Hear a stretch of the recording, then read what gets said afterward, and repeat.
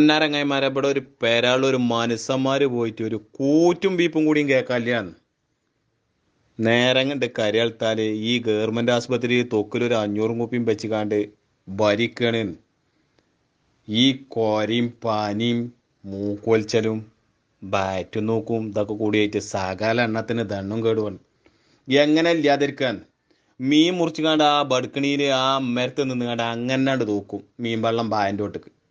തേങ്ങ പൊളിച്ചുകാണ്ട് ആ ചൗരിപ്പൊളി നിന്നോർത്ത് നിന്നാണ്ട് ആ തെങ്ങിൻ്റെ ഒട്ട് കണ്ടറി ചക്ക മടലൊക്കെ കൂടി ആണ്ട് വലിച്ചെറി.